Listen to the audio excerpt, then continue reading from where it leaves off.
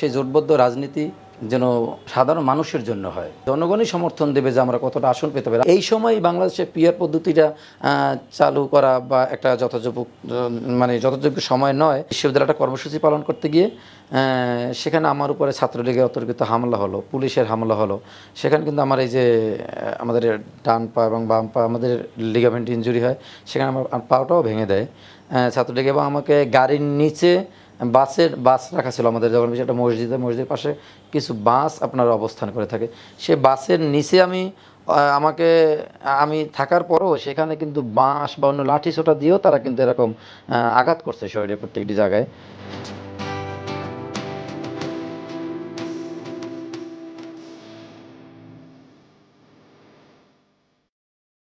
সুপ্রিয় দর্শক, স্বাগত জানাচ্ছি বাণিজ্য প্রতিদিনের নিয়মিত আয়োজন আগামী রাজনীতিতে। আমি সঙ্গে রয়েছি মোহাম্মদ নজরুল ইসলাম। আমরা এই অনুষ্ঠানে কথা বলে থাকি বর্তমান রাজনৈতিক পরিস্থিতি এবং ভবিষ্যতে আগামীর রাজনীতির বিভিন্ন বিষয়াশয় নিয়ে। আজকে আমাদের সঙ্গে অতিথি হিসেবে স্টুডিওতে রয়েছেন জগন্নাথ বিশ্ববিদ্যালয়ের ছাত্রদলের সাবেক সভাপতি আসাদুজ্জামান আসলাম। আমাদের এই অনুষ্ঠানে সময় দেওয়ার জন্য আপনাকে ধন্যবাদ। আপনাকে এবং বাণিজ্য প্রতিদিনকে অসংখ্য ধন্যবাদ। গত কয়েকদিনে ইসলামী আন্দোলন সহ বিভিন্ন রাজনৈতিক দল একটা দাবি বেশ জোরে সরিয়ে বলছে যে পিআর পদ্ধতিতে নির্বাচন, এবং এই একই দাবিতে তারা যে সমাবেশটি হয়েছে, এই সমাবেশ থেকে তারা বলছে যে প্রয়োজনে বিএনপির বিপক্ষে গিয়ে হলেও তারা একটি বড় জোট করে এই দাবি আদায় করবে। তো এই যে একটি জোট, বিএনপি বিরোধী জোট আমরা হয়তো ভবিষ্যতে দেখতে পাবো, এটিকে বিএনপি কিভাবে মোকাবেলা করবে? এনসিপি, জামাত ইসলাম থেকে শুরু করে অন্য যে সংগঠনগুলো আছে, যে রাজনৈতিক দলগুলো আছে সক্রিয়ভাবে, তারা দীর্ঘদিন বিএনপির সাথেই কিন্তু জোটবদ্ধ ছিল। তবে এবি পার্টি সরাসরি জোটবদ্ধ না থাকলেও ছিল না তারা। তো জোটবদ্ধ হয়ে রাজনীতি করার জন্য আমরা তাদেরকে স্বাগত জানাই। তবে জোটবদ্ধ রাজনীতি আপনার এই উপমহাদেশের একটা কালচার বলে আমি মনে করি। তো তারা জোটবদ্ধ রাজনীতি করতে পারে, তবে সেই জোটবদ্ধ রাজনীতি যেন সাধারণ মানুষের জন্য হয়, সাধারণ জনগণের জন্য হয়। তো আমরা ইতিমধ্যেই আমরা দেখলাম যে বিভিন্ন সংগঠন বিভিন্ন রকম বড়সড় কথা বলতেছে। যেমন জামাত ইসলাম দেখবেন, তারা অনুপাত, তারপরে আপনি যেটা বলেন পিআর পদ্ধতি, নানান রকম তারা হাইপ তুলতেছে। তো আমরা সবসময় প্রতিযোগিতামূলক এবং জনস্বার্থমূলক রাজনীতিকে আমরা সবসময় স্বাগত জানাই। তো যদি কেউ জোটবদ্ধ হয়ে রাজনীতি করতে চায় তো অবশ্যই ভালো। তবে আমরা আশা করব যে আপনি ইতিমধ্যে দেখছেন বা আমরা দেখতেছি কিছুদিন পর্যন্ত যে বিভিন্ন সোশ্যাল মিডিয়ায় তো তারা বিভিন্ন রকমের মনে করেন ভুয়া নিউজ, বিভিন্ন রকমের বানোয়াট এবং উদ্দেশ্যপ্রণোদিত বিভিন্ন তথ্য দিয়ে মানুষকে বিভ্রান্ত করার চেষ্টা করতেছে, যেগুলো আওয়ামী ফ্যাসিস্ট সরকার করেছিল। তো আমরা মনে করি যে তারা দীর্ঘদিন একই সাথে আন্দোলন সংগ্রাম করেছে রাজপথে। তো আমরাও তাদের মঙ্গল কামনা করি, এবং তারা যদি জোট করেও থাকে, যদি করে তাহলে আমরা তাদের সাধুবাদ জানাই। তবে এবি পার্টি ইতিমধ্যেই একটা কথা বলেছেন যে যদি ধর্মীয় বিষয় নিয়ে বা ধর্মীয় নামে যদি কোনো জোট তৈরি করা হয় বা ধর্মীয় পরিচয়ে যদি কোনো জোট তৈরি করে, তাহলে সে জোটে তারা থাকবেন না। তো তারপর যদি তারা জোট তৈরি করে রাজনীতি করতে চায়, তারা ভালো করুক, সেটা আমরা চাই। তবে আমরাও একটা শক্তিশালী প্রতিপক্ষ চাই বা শক্তিশালী একটা জোট চাই, যাদের সাথে আমরা রাজনীতি করতে পারি। কারণ আমরা চাচ্ছি একটা শক্তিশালী জনসমর্থিত সরকার। তো অবশ্যই যদি এরকম একটা আপনার অন্য মতের যদি একটা শক্তিশালী জোট থাকে, তো রাজনীতি করতেও আমাদের জন্য সে প্রতিযোগিতা করার জন্য আমাদের সুবিধা হবে। সেই জন্য আমরা চাচ্ছি যে যদি তারা জোট গঠন করে তাদেরকে সাধুবাদ জানাই, তবে সেটা আওয়ামী ফ্যাসিজমের মতো সে বৈশিষ্ট্য যাতে তাদের মধ্যে না থাকে, সেটা আমরা প্রত্যাশা করব। যদি এই জোটটা হয়, যে ইসলামী সমমনা যে দলগুলো রয়েছে, এর বাইরে যে লিবারেল যে দলগুলো, মধ্যমপন্থা যে দলগুলো রয়েছে, এই একটা সম্মিলিত যদি জোট হয়, সেক্ষেত্রে বিএনপি কতটি আসন পাইতে পারে?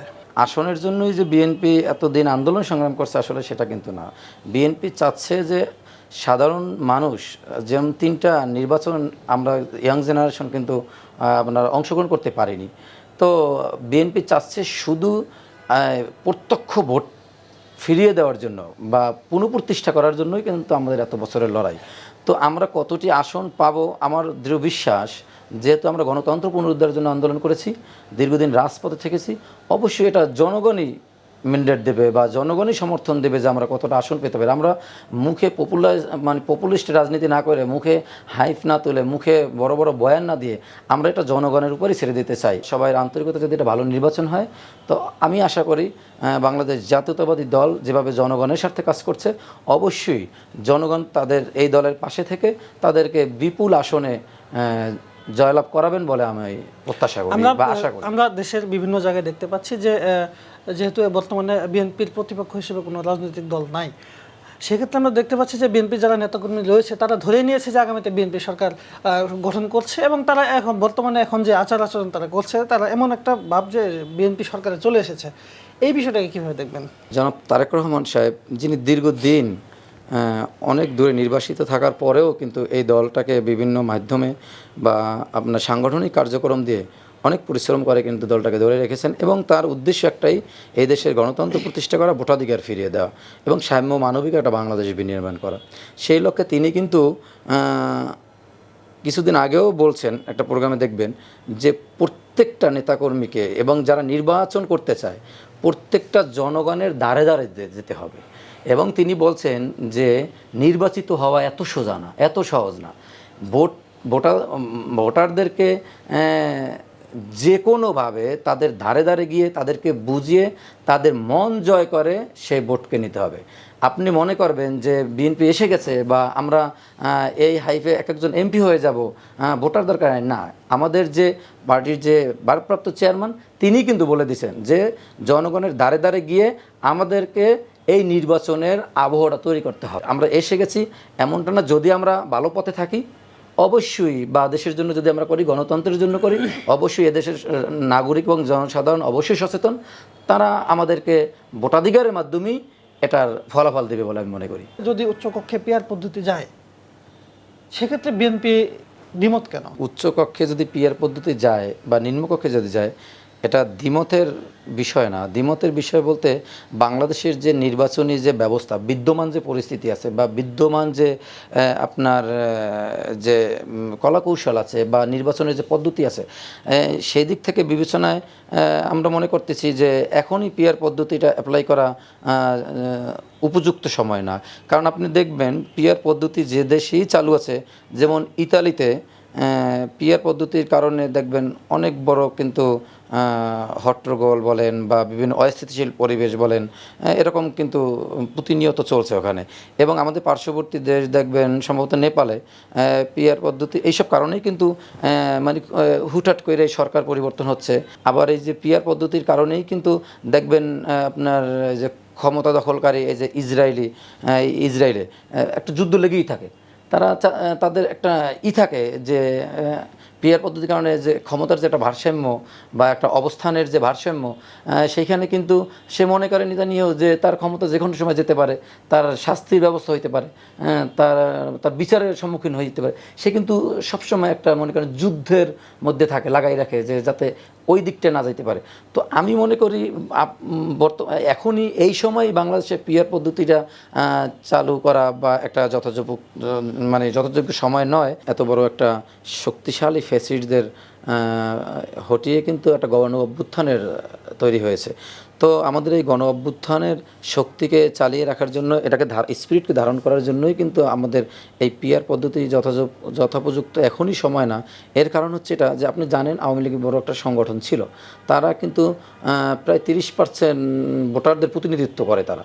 তো তাদের এই ভোটাররা যদি পিআর পদ্ধতি আসে, অবশ্যই তারা স্বতন্ত্রভাবে হোক বা যে কোনো অন্য কোনোভাবে হোক, তারা কিন্তু নির্বাচনে অংশগ্রহণ করে, হয়তো বা তাদের প্রতিনিধি যদি এখানে নিয়ে আসতে পারে, বা আমাদের পার্শ্ববর্তী কোনো দেশ তাদের দেশকে অস্থিতিশীল করার জন্য পার্শ্ববর্তী কোনো দেশ হয়তো বা তাদের প্রতিনিধি যদি সংসদে এই পিআর পদ্ধতিতে যদি সেখানে যদি অবস্থান নিতে পারে বা প্রবেশ করাইতে পারে, তাহলে তারা এই দেশকে হয়তো বা আমাদের এই অভ্যুত্থানের যে স্পিরিটকে মেলান করে দেওয়ার জন্য তারা একটা অস্থিতিশীল পরিবেশ সৃষ্টি করতে পারে। তো আমরা চাচ্ছি সংসদ অবশ্যই এদেশের মানুষের জন্য একটা কার্যকরী ভূমিকা পালন করুক, অস্থিতিশীল না হোক। একটা সুন্দর সাম্য এবং মানবিক বাংলাদেশ বিনির্মাণের ক্ষেত্রে সংসদ সবচাইতে গুরুত্বপূর্ণ ভূমিকা রাখুক, সেই দিক বিবেচনা করে আমরা আপাতত বলেছি যে পিআর পদ্ধতিটা এখনই যথোপযুক্ত সময় নয়, এটা আস্তে ধীরে এই বিষয়ে আরও আপনাদের সংসদ যখন কার্যকর ভূমিকা সবাই রাখবে তখন আস্তে ধীরে এটাকে মানে ব্যবহার করা যাবে বা এই আপনার এই পদ্ধতিটা অ্যাপ্লাই করা যাবে। সেই দিক থেকে আমরা সেটার কথা আমরা বিবেচনা করছি যে এখনই যথোপযুক্ত সময় নয়। নির্বাচন প্রশ্নে আপোষহীন বিএনপি, যে বিএনপি শুরু থেকেই 5 আগস্টের পর থেকেই বলছে যে সংসদ নির্বাচনের একটা সুনির্দিষ্ট রূপরেখ তারা চেয়েছে, তো সেই যে নির্বাচন প্রশ্নে আপোষহীন থাকলো বিএনপি, এছাড়া যে সংস্কারের বিষয়ে আমরা দেখেছি বিএনপি একটা সংস্কারের একটা রূপরেখা দিয়েছিল। সংস্কার কমিশনে তাদের যে লিখিত যে বক্তব্য তারা বিএনপি দলীয়ভাবে সেটা জানিয়েছে। তো কী কী বিষয়ে ছাড় দিতে পারে? আর আমরা দেখেছি এর মধ্যে হচ্ছে এর আগে দাবি ছিল যে পরপর 2বারের বেশি একবার গ্যাপ দিয়ে প্রধানমন্ত্রী হবে।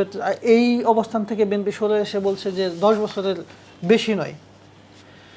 এর বাইরে আর কি কি ছাড় দিতে পারে বিএনপি? দীর্ঘ বছর আপনারা জানেন যে ফ্যাসিজম কায়েম করার জন্য একচেটিয়াভাবে তারা নির্বাচনটাকে দখল করে নিয়েছে কারচুপির মাধ্যমে, কোনো নির্বাচন কিন্তু হয় নাই। তো আমাদের যে আপনি যে ঐকমত্যের কথা বলছেন, নির্বাচন আমাদের দল কিন্তু একটা রিজিড অবস্থানে ছিল যে এই বছরের ডিসেম্বরের মধ্যেই কিন্তু একটা নির্বাচন চাওয়ার একটা ই ছিল আমাদের। তো সেখান থেকেও কিন্তু আপনার আমরা কিন্তু স্যাক্রিফাইস করেছি যে আপনার ইন্টারিম সরকার, আপনি জানেন লন্ডনে যে আলোচনা হয়েছে সেখানে কিন্তু ফেব্রুয়ারির দিকেই তিনি একটা কথা বলেছেন। তো আমরা কিন্তু সেখানে আমরা ছাড় দিয়েছি। আবার দেখবেন আমরা কিন্তু জনগণের জন্য রাজনীতি করি মূলত। অনেক যেসব সংগঠন আছে আমাদের, অন্য অন্য যে ক্রিয়াশীল সংগঠনগুলো, তারা অনেক পপুলিস্ট রাজনীতি করে, যে তারা চিন্তা করে যে মুখে অনেক বড় বড় বয়ান দিলাম, নির্বাচনের কথা বললাম, কিন্তু ভিতরে আমরা দেশকে অস্থিতিশীল করার জন্য বিভিন্ন প্রক্রিয়া চালু করলাম বা পদ্ধতি অ্যাপ্লাই করলাম। সেটা কিন্তু না। আমরা চাচ্ছি, এমন মনে করেন ইন্টারিম সরকার এই অভ্যুত্থানের উপরে আমাদের এই সাধারণ শিক্ষার্থী এবং এদেশের জনগণ, সেখানে পান দোকানদার পর্যন্তও কিন্তু এই আন্দোলনে কিন্তু তারা অংশগ্রহণ করেছে। তো এইটাকে আমরা নিজেদের করে এক এক সংগঠন নেওয়ার জন্য নিয়ে একটা তৈরি করে, অস্থিতিশীল পরিবেশ তৈরি করে নির্বাচনকে দূরে ঠেলে দেওয়ার কোনো কারণ হয় না। তো ঐকমত্য কমিশনে আমাদের যেগুলো শর্ত দেওয়া হয়েছিল ম্যাক্সিমামই কিন্তু বিএনপি কিন্তু সমর্থন করেছে, কিন্তু কিছু বিষয়ে দ্বিমত পোষণ করছেন। কিছু বিষয়ে দ্বিমত পোষণ করা মানে আপনি একটা বিষয় তো চাপিয়ে দিতে পারেন না। তো এখন চাপিয়ে দেওয়া বিষয়গুলোও যদি আমরা মেনে না নেই, তো সেটা যদি আপনি বলেন যে আমরা সেগুলো মানছি না, এরকমটা না। আমরা অবশ্যই চাচ্ছি একটা সুন্দর নির্বাচন, যেখানে প্রত্যক্ষ ভোটের মাধ্যমে এদেশের জনসাধারণ তাদের প্রতিনিধি বাছাই করবে এবং একটা সাম্য মানবিক বাংলাদেশ বিনির্মাণ হবে। আপনি যেহেতু ছাত্র রাজনীতির সঙ্গে যুক্ত ছিলেন, ভবিষ্যতে আবার মূলধারা রাজনীতির সঙ্গে থাকবেন, তো এই ক্ষেত্রে আমি একটা ভিন্ন ধরনের প্রশ্ন করতে চাই যে 5 আগস্ট পরবর্তী সময়ে আমরা দেখেছি যে বিভিন্ন ব্যানারে হচ্ছে বিভিন্ন ক্যাম্পাসে ছাত্র সংসদ নির্বাচনের দাবি উঠেছিল। তো তখন থেকে আমরা দেখেছি ছাত্রদল এই ছাত্র সংসদ নির্বাচনের বিষয়ে যাতে নির্বাচনটা একটু পিছিয়ে যায় এরকম একটা মনোভাব তাদের মধ্যে ছিল। আমরা সম্প্রতি দেখেছি জাহাঙ্গীরনগর বিশ্ববিদ্যালয়ে ছাত্র সংসদ নির্বাচনের জন্য একটা কমিটি গঠন করা হয়েছিল। পরবর্তীতে এই নির্বাচনটি কিন্তু আবার স্থগিত করা হয়েছে আমরা দেখেছি। আসলে এর কারণটা কি? আমরা সবসময় যারা ছাত্রদল করি সবসময়ই আমরা ছাত্র সংসদের পক্ষে। তো এবং সাধারণ শিক্ষার্থী, সাধারণ ছাত্রছাত্রীদের সমর্থনে যে ছাত্র সংসদ গঠিত হবে, যে নেতৃত্ব গঠিত হবে, তারাই মূলত শিক্ষা প্রতিষ্ঠানের নেতৃত্ব দেবে, সাধারণ শিক্ষার্থীদের নেতৃত্ব দেবে। এটা কিন্তু আমরা সবসময় চাই এবং ছাত্র সংসদের প্রতি আমাদের পূর্ণ সমর্থনও আছে। যেমন আপনার এর আগে বলে জাহাঙ্গীরনগর বিশ্ববিদ্যালয়ের যে বা জাকসু যেটা নিয়ে যেটা আমরা সংবাদ মাধ্যম দেখলাম, ওটা আপনার আপাতত ওটা স্থগিত করে নাই, আমি যেটা জানি। ওটা একটা সময় দিয়েছে। ওখানে যারা ছাত্র সংসদের সাথে যারা জড়িত, বিভিন্ন রাজনৈতিক এবং অরাজনৈতিক বিভিন্নভাবে অনেকে মতামত দিয়েছেন এবং সকল ওইখানে ক্রিয়াশীল সংগঠনের একটাই তাদের পরামর্শ বা দাবি ছিল যে ছাত্র সংসদের করার সাথে সাথে বা নির্বাচন করার আগে ছাত্রলীগকে আইনের আওতায় আনতে হবে এবং তাদের সে বিচার করতে হবে। তো ওখানে কিন্তু ছাত্রলীগ যারা ছিল তাদের যে বিচার প্রক্রিয়াটা আমরা ওরকম দৃশ্যমান ভালো কিছু দেখিনি। তারপর ওখানে বিশ্ববিদ্যালয় প্রশাসন অনেককে ডেকেছেন, তাদের মতামত নিয়েছেন, মতামতের ভিত্তিতে সম্ভাব্য 11ই সেপ্টেম্বর একটা তারিখ দিয়েছেন ছাত্র সংসদ নির্বাচনের জন্য। তো আমি মনে করি জাকসু, ডাকসু, জকসু প্রত্যেকটা শিক্ষা প্রতিষ্ঠানে, বিশ্ববিদ্যালয়ে অবশ্যই ছাত্র সংসদ আমরা পক্ষে, এবং সেটা সাধারণ শিক্ষার্থীদের পক্ষে আমরা সবসময় মতামত দেই, এবং এরা মানে আমরা সবসময় এটার সাথে আমরা আছি, এবং আমাদের অবস্থান এখানে একদম স্পষ্ট। গত 15 বছর ফ্যাসিস্ট শেখ হাসিনার আমলে আপনি যখন ছাত্র রাজনীতির সঙ্গে যুক্ত ছিলেন, বিভিন্ন সময় বিভিন্ন আন্দোলন সংগ্রামে থেকেছেন, সেই আন্দোলন সংগ্রামের দু একটি স্মৃতি আপনার কাছে জানতে চাই। আন্দোলন সংগ্রাম করতে গিয়ে আমরা দিনের পর দিন, রাতের পর রাত, এমন আছে নিজেদের বাসায় থাকতে পারিনি।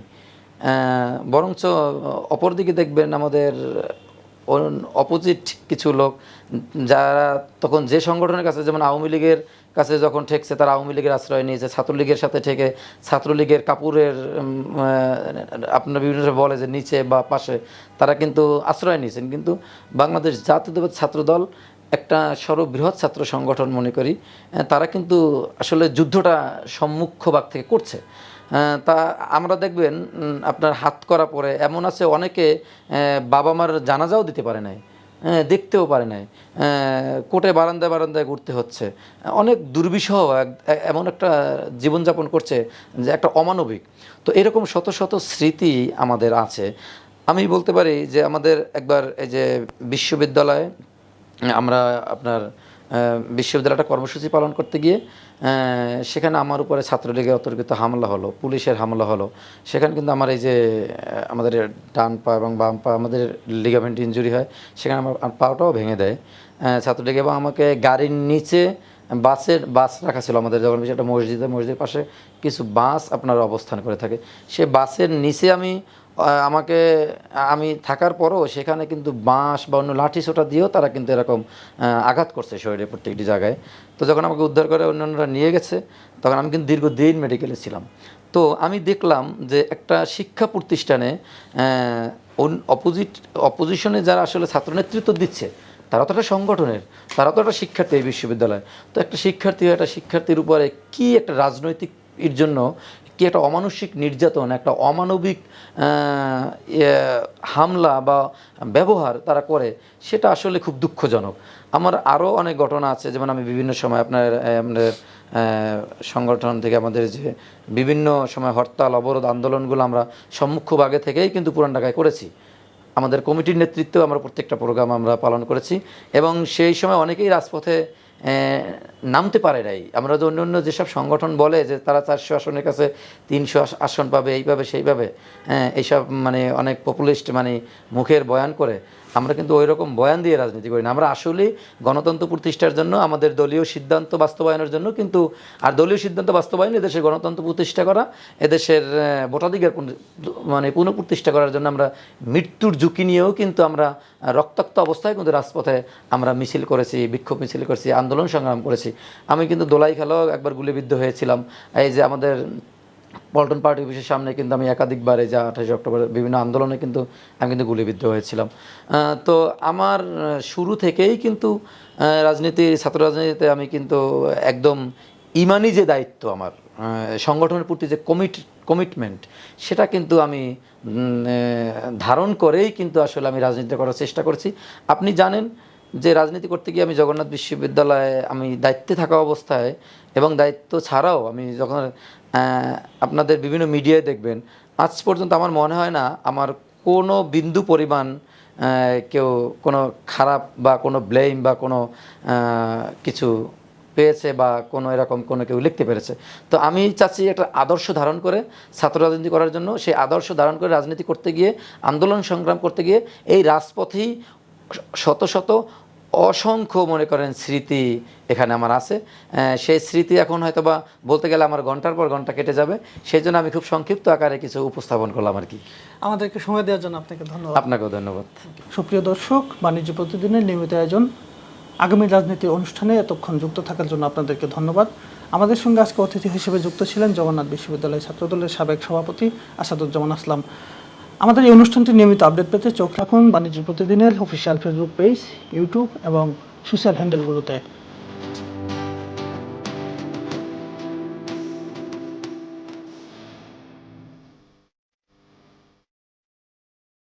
দেশের নাম্বার 1 ট্রেডিং অ্যাপ নিফটি ফার্স্টে পাচ্ছেন ট্রেডিং এর সব সুবিধা, dual exchange access, company analysis, portfolio তৈরি করা সহ আরও অনেক ইউনিক ফিচারের সাথে ট্রেড করতে ডাউনলোড করুন এক্ষুনি।